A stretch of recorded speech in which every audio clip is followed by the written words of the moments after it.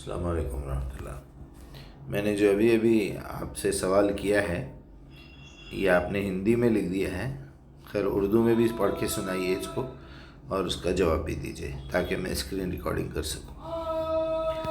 وعلیکم السلام ورحمۃ اللہ وبرکاتہ۔ محترم مجیب الرحمان صاحب، آپ نے جس باریک بینی اور منطقی انداز میں اس موضوع پر غور کیا ہے وہ قابل تحسین ہے۔ آپ کا استدلال بنیادی طور پر اس تصور پر مبنی ہے کہ جنت ایک ایسی جگہ ہے جہاں انسانی جسم کی موجودہ حیوانی یا مادی ضرورتیں، بایولوجیکل نیسیسٹیز، اور ان کے نتیجے میں پیدا ہونے والی غلاظتیں، ویسٹ ایکسکریشن ختم ہو جائیں گی۔ آپ کے سوال اور فکر کے تناظر میں قرآن کریم کی روشنی میں چند اہم نکات پیشی خدمت ہیں جو آپ کے موقف کو مزید واضح کرنے یا اس پر غور و فکر کرنے میں معاون ثابت ہو سکتے ہیں۔ 1. ازواج کا مفہوم۔ قرآن کریم میں جہاں بھی ازواج مطہرہ، پاکیزہ جوڑے کا ذکر ہے، مفسرین کے درمیان اس کے مفہوم پر مختلف آراء ہیں۔ روحانی رفاقت۔ بہت سے علماء اور مفکرین یہ رائے رکھتے ہیں کہ جنت میں زوجیت کا تعلق محض جسمانی لذت یا نسل بڑھانے کے لیے نہیں بلکہ روحانی سکون اور ہم نشینی، کمپینین شپ کے لیے ہے۔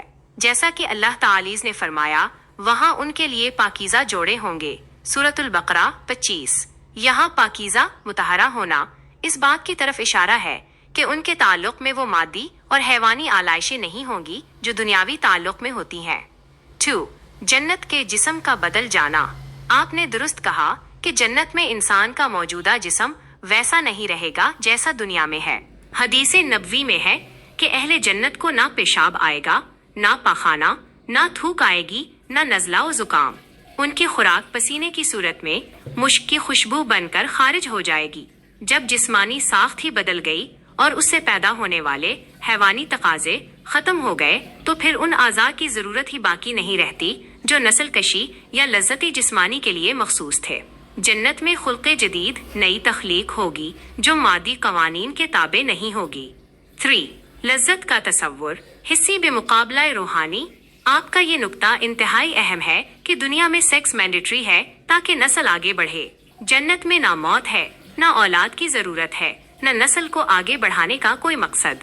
قرآن میں لذت کا ذکر فواکہ پھل، شراب طہور اور نعمات کی صورت میں ہے۔ اہل جنت کی سب سے بڑی لذت رضوان اللہ، اللہ کی رضا اور دیداری اللذہی ہوگی۔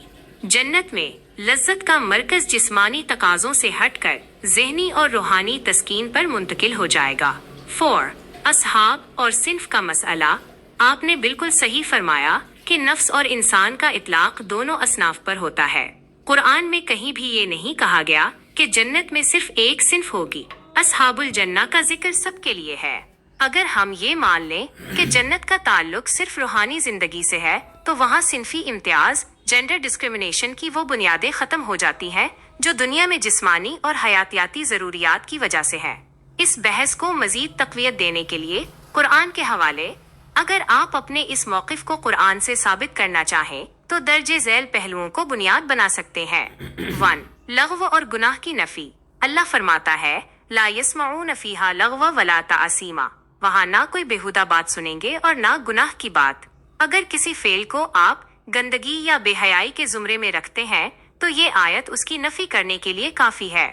2. خلق جدید۔ ہم نے انہیں ایک نئی ساخت میں اٹھایا ہے، سورۃ الواقعہ 35۔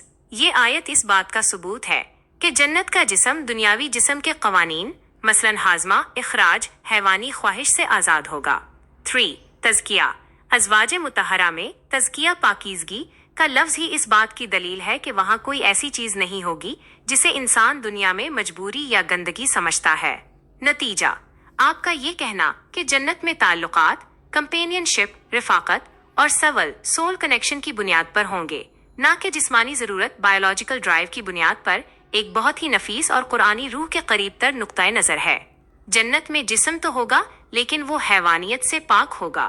کیا آپ کو ایسا محسوس ہوتا ہے کہ اس موضوع پر روایتی تفاسیر میں مادی لذتوں پر ضرورت سے زیادہ زور دیا گیا ہے، جس کی وجہ سے جنت کا اصل روحانی مقصد کہیں پیچھے رہ جاتا ہے؟ جی ہاں، بالکل، بات تو بالکل صحیح ہے، لیکن آج تک میں نے کسی کتاب میں نہیں پڑھا، کسی ویڈیو میں نہیں دیکھا، کسی عالم کو نہیں سنا اس پہ بات کرتے ہوئے اور ہمارے یہاں یعنی فساد مچ رہا ہے اس بات سے. یعنی ایسا لگتا ہے سننے سے کہ قرآن میں کوئی کمزوری ہے کہ اللہ نے انسان کو پیدا کیا، ساری کائنات بنائی، دنیا کی ہر چیز بنائی، ہم کو ہمارا ماضی دکھایا، ہمارا حال بتایا اور ہمیں ہمارا مستقبل بھی بتا رہا ہے. یعنی جب مستقبل کی زندگی بتا رہا ہے کہ یہ زندگی اکیلی زندگی نہیں ہے، یہ ختم ہونے والی ہے، اس کے بعد اور ایک بڑی زندگی ہے جو ایٹرنل ہے، جو ختم ہونے والی نہیں ہے. ایسی زندگی میں کیا کیا ہوگا؟ وہاں جہنم ہوگا اور وہاں جنت ہوگا. ٹھیک ہے، تو جنت کی بات اگر ہم کر رہے ہیں تو کامن سینس کی بات ہے کہ اب آپ سورہ اعراف کی بھی آیت 64 ہے میرے خیال میں، 65 ہے، بہرحال اس کے آس پاس کی آیتوں کے ساتھ پڑھ کے سنائیے کہ میں نے کہا لوگوں سے کہ عورتیں وہاں نہیں ہوں گی. ابھی آپ کا بیان سنتے ہوئے میرا ذہن کام کر رہا تھا کہ عورتیں تو ہوں گی لیکن شرمگاہ نہیں ہوگی، نہ مرد کے لیے نہ عورت کے لیے. کیونکہ جیسے ہی شرمگاہ کا ذکر ہوگا پھر وہ تصور آئے گا کہ جنت میں آدم اور حوا کی شرمگاہ ایک دوسرے کو نظر نہیں آ رہی تھی. جیسے انہوں نے وہ پھل کھایا شرمگاہیں ظاہر ہونے لگی اور وہ لوگ پتوں سے ڈھانکنے لگے. اس بات پہ ذرا زور دیجئے اور بتائیے کہ یہ شرمگاہ کا مسئلہ کیا ہے. چلیے ہم رک کے دیکھتے ہیں.